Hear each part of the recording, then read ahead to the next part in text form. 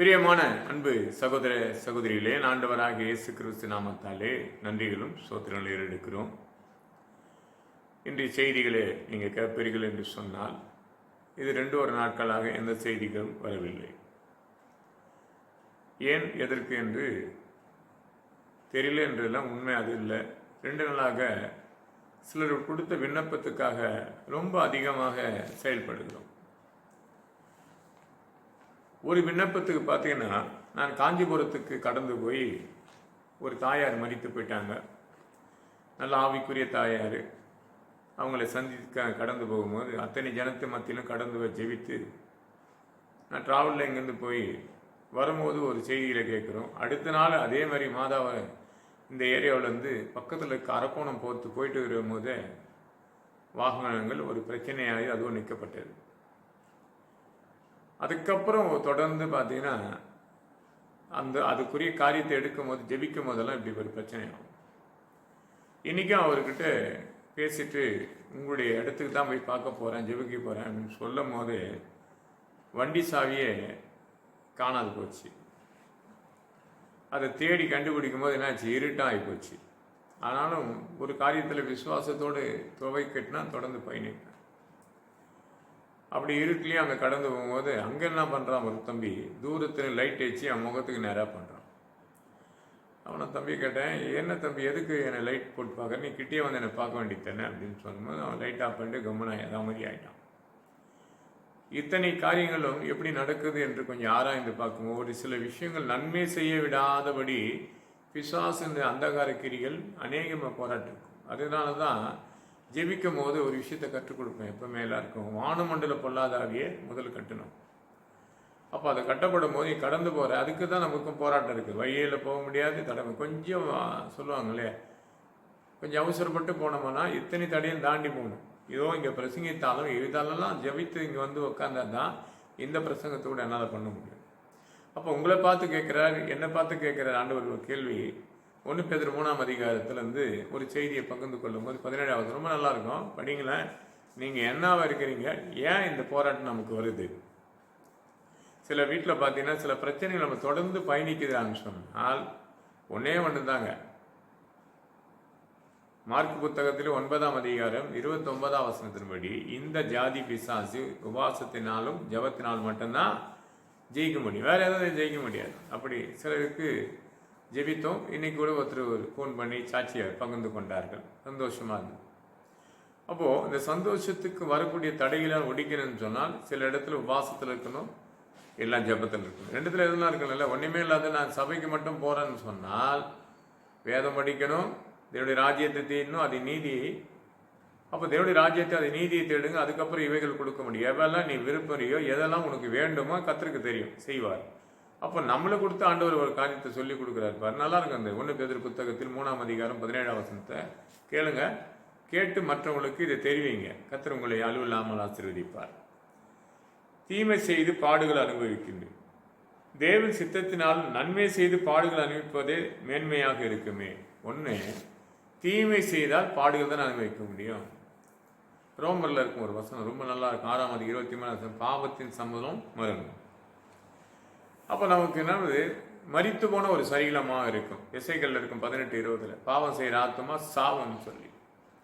இன்னைக்கு அநேக பிரச்சனைகள்லேருந்து பாடுகள் அனுபவித்து கொண்டிருக்கிறீங்க. எந்த பிரச்சனையும் வந்து அதுக்கு நிகராக தேவனுடைய சித்தத்தின்படி எதனா நடக்குதான்னு கேட்டால் தடை பண்ணியிருக்க காரியம் நான் அல்ல, நீங்களே உங்கள் நாவிலே இருக்குது. எத்தனையோ பிரசங்கத்தை உங்களுக்கு நான் அனுப்பி கொண்டிருக்கிறேன். ஏதோ ஒரு மொழியிலேருந்து ஒரு செய்திகள் அனுப்பி கொண்டே இருக்கிறீங்க. ஒரு சிலர்கள்லாம் பார்த்தா தூரத்துலேருந்து அவங்க செய்வது என்று அறியாதே நடக்கும். நான் அறியாத நிற்கும் போது அவங்க செய்தது எனக்கு தேவன் அறிவிப்பார். அப்போ இந்த ஊழியங்கள்லாம் லேசானது கிடையாதுங்க. இந்த ஊழியத்துக்கு வந்துட்டா வருவார், ஜெபம் பண்ணுவார், அதெல்லாம் முடியாதுங்க. எத்தனையோ பாடுகளை அனுபவிச்சு தான் அந்த ஊழியத்துக்கு எங்களால் வர முடியும். அதுதான் 2 தீமோத்தேயு 4ஆம் அதிகாரம் 5ஆம் வசனம் சொல்லுவார், பாடுகள் அனுபவித்து சுவிசேஷன் வேலை செய், அப்போது உன் ஊழியத்தை நிறைவேற்றுவேன். நான் வந்த ஊழியத்தை நிறைவேற்ற பாடுகளை அமைச்சு சுவிசேஷம் அறிவிக்கணுமா? இந்த கிராமத்தில் நிறைய பாடுகள் அனுபவிச்சுன்னு இருக்கிறேன், சுவிசேஷம் அறிவித்து கொண்டு தான் இருக்கிறேன். மனம் திரும்புகிறாளா? இல்லை. ஏனாதானமாக ஏதோ ஒரு சத்தியத்தை கேட்குறோம், வந்தோம், கேட்டோம், போகிறோம், அவ்வளோதான். ஆனால் முழு மனதோடு அவங்க மாறினால் கர்த்தர் அளவில்லாமல் அவங்களை ஆசீர்வதிப்பார். ஏன்னா இன்னைக்கு தீங்கு தீங்கு செய்துட்டு பாடுகள் அனுபவிப்பெல்லாம் என்ன பண்ண முடியும்? நீ செய்த தவறுகளுக்கு நீ மற்றவங்களுக்காக வெட்டப்பட்ட. நல்லா இருக்கும் அந்த சங்கீதத்தில். அப்போது நம்முடைய வார்த்தையானது நல்லா இருக்கும். அப்போ சங்கீத புத்தகத்தை படிக்கப்படும் போது 7ஆம் அதிகாரம் 15ஆம் வசனம் படிக்கப்படும் போது மற்றவங்களுக்காக நான் வெட்டுக்கிற குழியில் நம்ம விழுந்துருக்கோம். நிறைய பேருடைய வாழ்க்கையில் மற்றவங்களுக்கு தான் இன்றைக்கி துன்பப்படுத்தினிருப்பாங்க. மாந்திரிகத்தினாலும் துன்பப்படுத்துவாங்க, பேச்சினாலும் துன்பப்படுத்துவாங்க, ஆகாரத்தினாலும் துன்பப்படுத்துவாங்க, மற்றவங்க நோவடித்து கொண்டே இருப்பாங்க. தேவன் அதை பார்த்து கொண்டிருக்கிறார் இல்லையா, தூரத்தின் நினைவுகளை. அப்போ நம்மளுடைய செய்கிற தப்புக்கு பதில் கிடைக்குது. எப்படி பதில் கிடைக்குதுன்னா, தேவனுக்கு பிரியமில்லாத நீ செய்கிற ஒவ்வொரு காரியங்களும் அது நமக்கு இக்கிட்டுகளும் பிரச்சனையை தான் வருமே தவிர நன்மை என் கிருபை நிச்சயமாக தொடராது. அப்போது தேவன் சித்தத்தின்படி நீ செய்து பாரு. தேவன் சித்தத்தின்படி நீ பாடுகள் அனுபவித்தால் அதில் உன்னை மேன்மையாக கர்த்தர் வைத்திருவார். நிறைய பேர் ஊழியம் செய்வாங்க, பாடுகளை பார்த்து நான் அனுபவித்து கம்முன்னு இருப்பேன். ஏன்னா அது ஒரு வழியாக வந்து 7 வழியாக அது கடந்துடும். உபாகமம் 28:7 சொல்லும் போது உன் சத்துரு ஒரு வழியாக வருவான், இயேசு கிறிஸ்து அது விரட்டி 7 வழியாக அனுப்புவார். பார்க்குற அன்பு சகோதர சகோதரிகளை, நம்ம வாழ்க்கையில் எதுக்குங்க இப்படிப்பட்ட இக்கட்டெல்லாம் வருது, எப்படிப்பட்ட பிரச்சனை வருது, ஏன் தொடர்ந்து பிடிக்குது, நம்ம தொடர்ந்து என்ன பண்ணி கொண்டிருக்கிறோம்? அப்போ வாழ்க்கையில் தெரிஞ்சுக்கணும். அப்போது நமக்கு தேவனுக்கு சித்தமாக தீமை செய்தால் பாடுகளை அனுபவிச்சு தான் ஆகும். ஆனால் தேவன் அங்கே நல்லா இருக்கும். தேவனுடைய சித்தத்தின்படி நன்மை செய்து பாடுகள் அனுபவித்தால் மேன்மையாக இருப்பார் தேவன். தேவன் சித்தத்தின்படி இருக்கு. நம்ம நீ பாடுகள் அனுபவித்தா, நான்லாம் அந்த கிராமத்துக்குள்ளே வந்து எத்தனையோ அவமானப்பட்டேன். ஆகாரத்துக்கு இன்றைக்கு கூட கஷ்டம்தான். ஆனால் எல்லாரையும் பார்த்துட்டா அந்த ஆகாரத்துக்குரியதை பார்க்க மாட்டாங்க.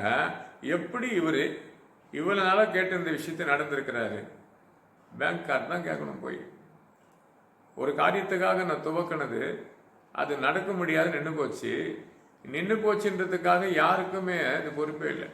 நின்றுச்சே அவர் என்ன பண்ணுவார்னு நினைக்க மாட்டாங்க. எப்படியோ அவர் எப்படி பண்ணால் நமக்கு என்னன்னு போகிற நம்ம ஜனங்கள் அதுதான். ஆனால் வேற யோசிப்பாங்க, எப்படி இவர் கட்டியிருப்பார், ஏதோ ஒரு விஷயத்துலேருந்து ஏதோ ஒரு காரியம் நடக்குதுன்னு. ஒருத்தர் கூட எனக்கு உதவி செய்ய வரன்னு வந்தார். அவர் சொல்லக்கூடிய காரியங்களுக்கு செலவழிக்கக்கூடிய நேரம் கூட எனக்கு இல்லை. நான் ஜெபம் பண்ணி கொண்டு இந்த எந்த ஒரு ரிசல்ட் எனக்கு கிடையாது. ஜெபம் பண்ணும் போது எனக்கு சரியாக பகிர்ந்து கொள்ளக்கூடிய காரியம் ஏன் நேரிட்டால் இறங்கி வேலை செய்வேன். எனக்கு எதுவும் வெளிப்படணும்னா சொல்லிட்டு அவர் அருமையான ஐயா எனக்கு ஃபோன் பண்ணார். அழகாக சொல்லிட்டேன், ஐயா அதன் மேலே எனக்கு அந்த சந்தோஷமாக செய்யக்கூடிய எண்ணமே வரல அப்படின்னு. என்ன பண்ணலான்னு விட்டுடலாம் ஐயா அப்படின்ட்டேன். அவ்வளோதான். அவர் எனக்கு நன்மை செய்ய வந்திருக்கிறாரு. அப்படி நான் ஒத்து போயிட்டேன்னு சொன்னால் அந்த ஆலயத்தை முழுமையாக கூட கட்டலாம். கொஞ்சம் கொஞ்சமாக கட்டினா கூட ஒரு மாதத்தில் கட்டியோ இல்லை 2 மாதத்தில் கட்டி இந்த சர்ச்சையை வரக்கூடிய ஆண்டு விழா 7ஆம் மாதம் வரும்போது அந்த சர்ச்சையை வந்து ஓப்பன் கூட பண்ணிட்டு போயிடலாம். அதுதான் உண்மை. ஆனால் இப்போ எனக்கு அது என்னாச்சு, அதில் முழுமையாக அர்ப்பணிக்கக்கூடிய விசுவாசம் வரல. அப்போ வரலன்னா நான் தொடர்ந்து பயணிக்க மாட்டேன். ஏன்னா நிறைய விஷயத்தில் தேவனுடைய சித்தம் இல்லாமல் எந்த காரியத்தை நான் செய்தால், அதுதான் இங்கே சொல்லுகிறாரு, தேவனுடைய சித்தத்தின்படி செய்து நீ பாடுகள் அனுபவித்தால் உன்னை மேன்மையாக வைப்பார். மனுஷனுடைய சித்தத்தின்படி நான் வேலை செய்தனா அதனால எனக்கு பிரச்சனை தான் வரும். ஏன்னா சங்கீத புத்தகத்தில் சூப்பராக இருக்கும். 94ஆம் சங்கீதம் 11ஆம் வசனம் போது மனுஷனுடைய ஆலோசனைகள் வீணானது என்று தேவன் அறிந்திருக்கிறார். ஏன்னா சங்கீதம் 32ஆம் சங்கீதம் 5ஆம் வசனம் படிக்கும்போது ரொம்ப அழகாக இருக்கு. 8ஆம் வசனத்தில் என் கண்கள் உண்மையில் வச்சு உனக்கு நான் ஆலோசனை தருவேன், நீ போக வேண்டிய வழியெல்லாம் அவர் பார்த்து கொண்டிருப்பார். அவர் கண்களை என் மேலே வச்சு எனக்கு ஆலோசனை கொடுத்தாரா நல்லா இருக்கும். இல்லை அது ஆலோசனை இல்லை, நான் என் சுயமாக கடந்து போனால் அதனுடைய பாடுகள் நான் தான் அனுபவிச்சாங்க. அப்போ கடவுள் வெளிப்பாடு இல்லாமல் இன்றைக்கி இத்தனை வருஷமாக அந்த இடத்துல ஊழியம் செய்து கொண்டிருக்கிறோம், இந்த ஆலயத்தை கட்டி கொண்டிருக்கிறோம், தொடர்ந்து குடும்பத்தை நடத்தி கொண்டிருக்கிற ஆண்டவர், இதெல்லாம் அதில் மாமிசத்தில் எடுத்து போய் நான் வச்சுட்டுனா என்னால் அடுத்த வேலைக்கு எழுந்து நிற்க முடியாத ஒரு சூழ்நிலை. ரொம்ப சிம்பிள். நம்ம அதை நோக்கி நம்மனா எங்கே விழுந்துருவான்னு எனக்கு தெரியாது. அது தெரியாததுக்கு நம்ம ஏன் தொடர்ந்து ஓடுவோன்ட்டு அழகாக சொன்ன அந்த ஐயா பெருசாக எடுத்துக்கல, எனக்காக பிரயாசப்பட்டார், ரொம்ப தேங்க்ஸ், அவ்வளோதான். அவருக்காக நம்ம ஜெபிக்க முடியும். வாழ்க்கையின் வாழ்வதற்கு கொஞ்சம் ஆராய்ந்து பார்த்தோம் என்றால் நேர்த்தியாக வாழ முடியும். ஐயா இங்கே போதுமான இந்த இருக்கிற நிலத்தில் ஒன்றுமே இல்லை, அடுத்த நிலத்துக்கு போனால் செமையாக பயிர் வச்சிருக்கிறாங்க, அதில் போய் நம்ம வேலை செஞ்சோம்னா நிறைய எனக்கு வருமானத்தை கொடுப்பாங்க. நல்லா பார்த்தாங்க, இந்த உலகத்தில் ஆசைன்றது அதிகமாக செயல்படும். நான் ஏற்கனவே இளையகுமாரனை கொடுத்து ஒரு செய்திகள் உங்களுக்கு அனுப்புகிறேன். தகப்பனுடைய எல்லா ஆஸ்தியும் வாங்கிட்டு போயிட்டு பிரதேசத்தில் போல் எல்லாம் அழிச்சிட்டு போய் பஞ்சம் நேரிடும் போது அவன் அடுத்த வேலைக்கு கூட ஆகாத கஷ்டம் வந்துடும். இப்போ இருப்பதை காட்டியும் தேவனுடைய சித்தம் இல்லாத நான் யாரோ தொடர்ந்து பயணித்து ஏதாவது தப்பு நடந்தால் அதுக்கு முழு பொறுப்பு நான் ஆகிடுவேன். அதை தான் இதே 1 பேதுரு 3ஆம் அதிகாரத்தில் 11 சூப்பராக இருக்கும், படிக்கிறேன் கேளுங்க. உங்களுடைய வேதம் தான் எடுத்துக்கொள்ளுங்க, கர்த்தர் உங்களை ஆசீர்வதிப்பார். ரொம்ப நல்லா இருக்கும், படிக்கிற பாருங்க. பொல்லாப்பை விட்டு நீங்கி நன்மை செய்து சமாதானத்தை தேடி அதையும் பின்தொடர்ந்து வா. அதை தான் பின்தொடர்ந்து வான்றாரு. அப்போ நான் என்ன பண்ணணும்? பொல்லாத ஆசையை வேணும். அப்போ பொல்லாப்பை விட்டு நான் வரணும். அப்போ நான் வந்தால் தான் எனக்கு வா, நான் பார்த்துக்கிறேன்றாரு. அவர்கிட்ட போனோம். அவர் எதை செய்ய போறேன்னு சொல்லிட்டா செய்வார்.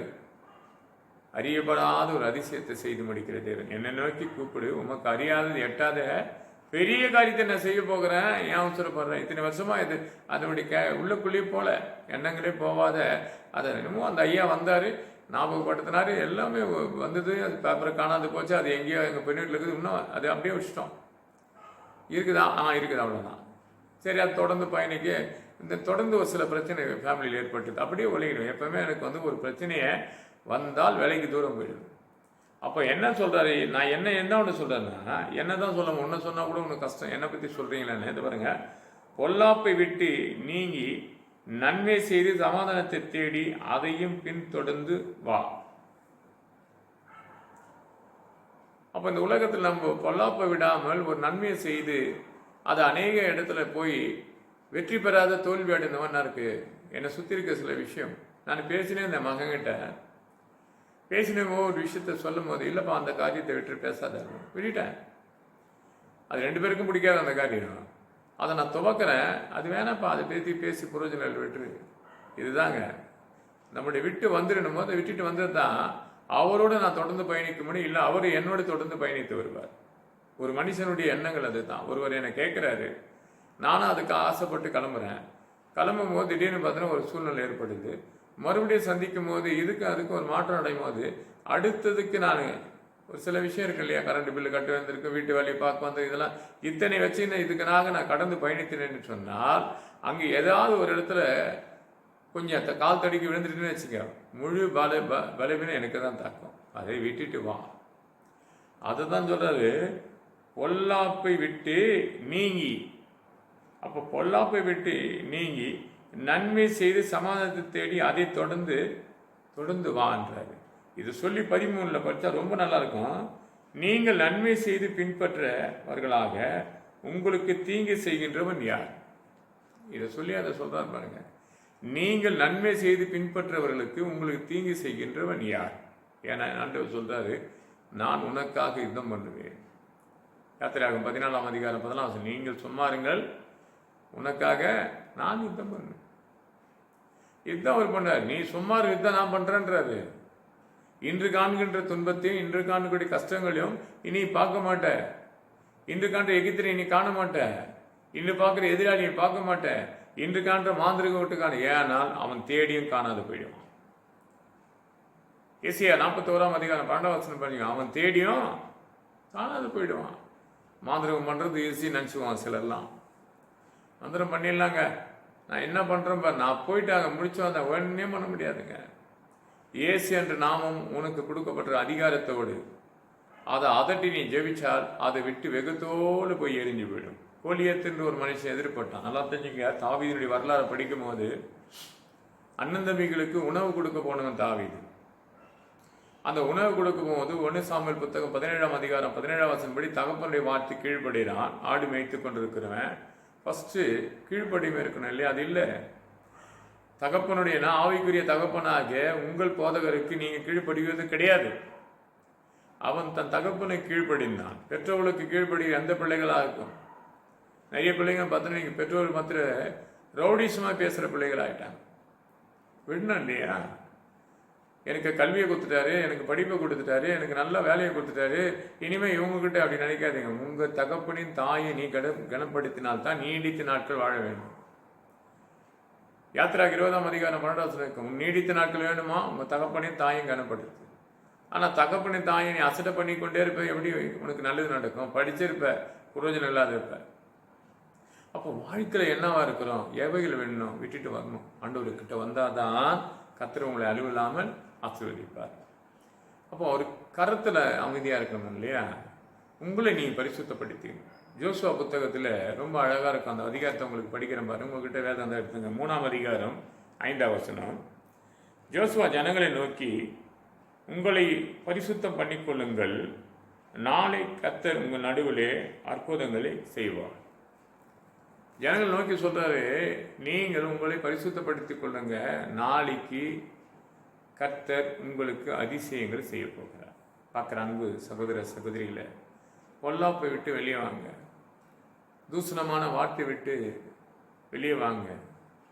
எபேசர் புத்தகத்தில் 4ஆம் அதிகாரம் 26ஆம் வசனம், கெட்ட வார்த்தை செய்யாதிருப்பாயா, பேசாதிருப்பார். கோபத்தினால்னா பாவம் செய்யக்கூடிய சூழ்நிலையை ஏற்படுத்தும். கோபத்தினால பாவம் செய்யக்கூடிய சூழ்நிலை அந்த 26 ரொம்ப நல்லா இருக்கும். அதை எதுக்கு நான் இந்த வசனத்தை உங்களுக்கு படிக்கிறேன்னு சொன்னால், தொடர்ந்து சில விஷயங்களை எபேசர் புத்தகம் நிறைய இருக்கும். ஏன் வானமண்டல பொல்லாதாவியோட போராட்டம் இருக்கும்? 6ஆம் அதிகாரம் 12ஆம் வசனத்தில், நீ கர்த்தரை விட்டு விலைக்கு தூரம் தூரம் போவ, அது என்ன பண்ண உன்னை கடினப்படுத்தி கொண்டே இருக்கும். கடைசியில் என்ன பின்மாற்றாடி எங்கே தேடியும் காணாதே போயிடுவேன். அப்போ நம்ம பரிசுத்தப்படுத்தி கொண்ட நாளைக்கு அதிசயம் காண, நாளை என்ற வார்த்தைக்கு முன்வைக்க முடியாது இல்லையா? வேதத்துக்கு ரொம்ப அழகாக இருக்கும். 1 ராஜாக்கள் புத்தகத்தை படித்து பாருங்க. 2 ராஜாக்கள் புத்தகத்தில் 7ஆம் அதிகாரத்தை படித்து, நாளைக்கு இந்த நேரத்தில் பஞ்சம் தீர்ந்திருக்கும். அப்போ மத்திய புத்தகத்தில் 6ஆம் அதிகாரம் 34ஆம் வசனம், நாளை கொடுத்து கவலைப்படாது, இன்று நீ என்ன பண்ணணும், தேவனுடைய ராஜ்யத்தையும் அதன் நீதியை தேட, அதுக்கப்புறம் இவைகளும் உங்களுக்கு கொடுக்கப்படும். அப்போ இன்னைக்கு பரிசுத்தம் பண்ணதான் நாளைக்கு உங்களுக்கு அடையாளம் நடக்கும். நான் பரிசுத்தமே பண்ண மாட்டேன், நாளைக்கு கொடுத்து கவலைப்பட்டிருக்கோம். நாளைக்கு பொழுது வெடிஞ்சால் வெட்டி கட்டணும், பொழுது வஞ்சா பெட்ரோலுக்கு காசு இல்லை, பொழுது வஞ்சா பிள்ளைங்களுக்கு காசு இல்லை. இதை உண்டாக்கினவரும் உருவாக்கினவர்கிட்ட சொல்லி பாருங்க, அது கர்த்தர் செய்து முடிப்பார். தனிமா இருப்பது நல்லதில்னு ஒரு துணையை கொடுத்த ஆண்டவருக்கு தெரியாதா? நீ மலடியாகக்கூடாது, பாக்கியவதியாக இருக்கும்படி கர்ப்பத்தின் கனி கொடுத்தது தெரியாதா? நீ பெற்றெடுத்த பிள்ளைகளை இதுவரைக்கும் இவனை கண்மணி போல் காத்து நடத்தி கொண்டு ஆகாரத்தினாலும் எல்லாம் எல்லாம் உதவி செய்த ஆண்டவருக்கு தெரியாதா? அதை தெரிவிப்பதை நாம் மறந்துடணும். நீ தெரிவித்ததை நம்ம வாழ்க்கையில் நன்மை நடக்கும். அப்போ என்னன்னா, அவர் பலத்த கரத்தில் அடங்கி இருப்பதில்லை. நல்லா இருக்கும். அதிலே பாருங்க, 1 பேதுரு புத்தகத்தில் 5ஆம் அதிகாரம் 6ஆம் வசனம் படிக்கிறேன் பாருங்க, கேளுங்க. ஆகியா ஏற்ற காலத்தில் தேவன் உங்களை உயர்த்தபடி அவருடைய பலத்த கையிலே அடங்கியிருங்க. ஏற்ற காலத்தை நிச்சயமா உயர்த்துவார். இன்னைக்கு நாங்கள் பேசிக்கும்போது ஒரு காரியத்தை சொன்னால், இப்போ எதுக்குப்பா அந்த கவலை உங்களுக்கு? ரொம்ப பிரச்சனை. நிறைய பேர் நம்பினாங்க. நிறைய பேருக்கு எனக்கு சிலர்லாம் உதவி செய்கிறேன்னு கூட சொன்னாங்க. ஒரு சிலர்களை உதவி செய்கிறேன்னு சொல்லலை, செய்வேன்னு சொல்ல செய்ய மாட்டேன்னு சொல்லலை. அவங்களாம் என்ன ஆனாங்கன்னு தெரில. நீ நல்லா பாருங்க, வசதியும் வாழ்ப்பும் அதிகாரத்துக்குள்ளே இருந்தாலும் ஆளுக சேர் வந்தாலும் ஒரு பக்கத்தில் உதவியாக இருப்பாங்க. இவர்கள் இல்லை அப்படின்னு தெரிஞ்சா அவன் ஏதாவது ஒரு சூழ்நிலேருந்து எப்படியாவது கொஞ்சம் படியேறுவான். அந்த படியேறத்தை மட்டும் கணக்கெடுப்பாங்களே தவிர, தனக்கு அந்த படியேறத்துக்குள்ளே கொஞ்சம் வீக்னஸ் இருக்குத, அது நம்மளால் முடிந்து கரம் கொடுத்து தூக்கும் என்றதை நிச்சயமாக தூக்க மாட்டாங்க. ஒரு மேன்மையான ஒரு பணக்காருக்கு போயிட்டு, மேன்மையான பெரிய ஊழியக்காருக்கு போயிட்டு தன் ஆஸ்தி அந்தஸ்தும் கொடுத்துட்டு, நான் இதை ஊழியத்துக்கு கொடுத்தேன்னு சொன்னால் தேவன் அதுக்கு பிரியப்படுவாரா? இல்லை, அதில் தேவன் பிரியப்பட மாட்டார். இன்னைக்கு ஞானஸ்தானம் கொடுக்குற ஒரு மாதிரி ஆகிப்போச்சு. அது கிடையாதுங்க. ஞானஸ்தானம் ஒரு காலகட்டத்தில் நாங்கள்லாம் ஞானஸ்தானம் எடுக்கும்போது 98ல் அந்த ரெட்டையேரி பகுதி, சென்னையில் ரெட்டையேரி பகுதியில் ஒரு பெருங்கூட்டமாக இருக்கும். ஒவ்வொரு மாதம் நாங்கள் ஞானஸ்தானம் அந்த ஏரியில் எடுக்கிறோன்னு சொன்னால் குறைஞ்சது 21 பேர், 20 பேர், 15 பேர் இப்படி தான் இருப்பாங்க. இப்போ என்னோட 21 பேர் ஞானஸ்தானம் எடுத்தவங்கலாம் எங்களை கேட்டு பாஸ்டர் நிறைய சொல்லுவாங்க, திருவந்து எடுக்கணும்னு சொன்னாங்க, இது ஞானஸ்தானம் எடுக்கணும், நிறைய கதெல்லாம் உட்காந்து பேசுவாங்க. எங்கள் பாஸ்டர் ஒன்றே தான் சொன்னார், இப்போ இருப்பதெல்லாம் விட்டுட்டு தேவனுக்கு நீ அர்ப்பணிப்பான்னு தான் கேட்பார். அர்ப்பணிக்கிறேன், கடவுளை பற்றி கொள்ளியா. ரெண்டாவது மேலே கையை சொல்ல, எலியாவின் அபிஷேகம் எலிசா மேலே ஊற்றப்பட்டது போல உன்மேலே ஊற்றப்படும் என்று சொல்லி பிதா குமாரன் பரிசுத்த நாமத்தை ஞானஸ்தானத்தை கொடுப்பார். அப்படி கொடுக்கப்பட்டவங்க தான் நாங்கள்லாம். 21 பேரில் ஒருவர் பின்மாற்றம் அடைந்து மரித்து போனார். மற்றவங்கெல்லாம் ஊழியக்காரர்கள், இல்லை சிலர் குடும்பத்தை நடத்தி கொண்டிருக்கிறாங்க. அப்போ ஆண்டவராக இயேசு கிறிஸ்து பற்றி கொள்ளக்கூடிய எண்ணங்கள் இயக்கங்கள் வருதான்னு கேட்டால் வருது கிடையாது. அடுத்த வசனம் பாருங்க, 6-7 ரொம்ப நல்லா இருக்கும். அதே 1 பேதுரு 5ஆம் அதிகாரம் 7ஆம் வசனம் படிக்கிற பாருங்க. அவர் உங்களை விசாரிக்கபடினால் உங்கள் கவலைகள் எல்லாம் அவர் மேலே வைத்து விடுங்கள். முதல்ல என்ன சொல்றாரு? ஏற்ற காலிலே தேவன் உங்களை உயர்த்தபடினால் அவருடைய பலத்த கையில் அடங்கியிரு. அவர் உங்களை விசாரிக்கப்படினால் அவர் உங்கள் கவலையெல்லாம் அவர் மேலே வைத்து விடு. நம்ம கவலை யார்கிட்ட வைப்போம்? ஊழியக்காரர் கூட சொல்ல மாட்டோம். யாரெல்லாம் மாட்டுறாங்களோ வழியில், இப்படி இருந்தால் என் மகன் அப்படி ஆயிட்டானே, என் மருமக இப்படி ஆயிட்டாலே, என் பிள்ளை இப்படி ஆயிட்டே, நீ எப்படி அவன் அதை ஆராய்ஞ்சிப்பாரு. இந்த நாவு தாங்க ஜோஸ்வால சொன்னார் 15:6, உன் நாவே உன்னை குற்றவாளியாக தீர்க்கப்படும். இன்றைக்கு பார்க்குற மருமகளாக இருக்கலாம், மாமியாராக இருக்கலாம், மகனாக இருக்கலாம், இன்று உன்னை கடினமாக பேசுகிற பிள்ளைகள் நாளைக்கு உங்கள் பட்சத்தில் வந்து கண்ணீரிட்டு என்ன பண்ணுவீங்க? மனம் தருங்க. அதனால் அவங்களை குற்றப்படுத்துவதை காட்டியும் கத்திரிடத்தில் அர்ப்பணித்து கத்தாவி இவர்களை மாற்றும். கர்ப்பத்தின் கனி கொடுத்தவர் நீர் தான், சகோதரனாக தெரிந்து கொள்ளப்பட்டவர் நீர் தான், நல்ல ஒரு தாயை கொடுத்தவர் நீர் தான், நல்ல ஒரு மகனை கொடுத்து நீங்கள் தான் சொல்லி கடவுள்கிட்ட சொல்லிட்டு ஜெபித்து பாருங்க. விடியப்படமே கத்தர் மாற்றி வச்சிருப்பார். மாந்திருக்குன்றது ரொம்ப பெருசாக கிடையாதுங்க. போ அப்படின்னா போயிடும். மார்க் 1ஆம் அதிகாரம் 26ஆம் வசனத்தில் அவனை விட்டு போனால் போய் தான் ஆகணும். இயேசு நாமத்துக்கு அந்த வல்லமை உண்டு. ஏன்னா அப்போஸ்தலர் புத்தகத்தில் ஒரு வசனம் உண்டு, 8ஆம் அதிகாரம் 20ஆம் வசனத்தில் ஒரு மாய வித்தக்காரர் என்ன பண்ணுறான்? பணம் கொடுக்குறேன், எனக்கு அந்த அபிஷேகத்தை ஊற்றுனாங்க, உன் பணம் எங்கே நாசனமாக போகட்டேன்றது போல பேதர் அழகாக சொல்லுவார். ஒரு வேளை நீ மனம் திரும்பு, கர்த்தர் உன் மேலே இரக்கம் காட்டுவார். பணத்தினாலும் பதவினாலும் சிலர்லாம் சொல்லுவாங்க, ஊழியக்காரர் ஐயர் வந்தாலும் இல்லை, ஊழியக்காரர் வந்தாலும் இல்லை, ரெவரண்ட் வந்தாலும் நான் ஓடி போய் சால்வா போட்டாலும் கடவுள் அப்படியே நான் மாற்றிடுவார். எப்படி மாற்றுவார்? நீ யாருக்கு போடுற சால்வா? உன்னுடைய குற்றத்தை வெளிநாகமாக ஆயிடக்கூடாது, முன்னாடி சால்வை போட்டு தன்னையே என்ன பண்ணிக்கிற? மறைக்கிற. ஆனால் நீ முழங்கால் போட்டு ஜெபித்து கர்த்தர் எடுத்து சொல்லுப்பார், உனக்கு ஒரு சால்வை போடுவார், அது மகிமையின் சாலமாக இருக்கும்.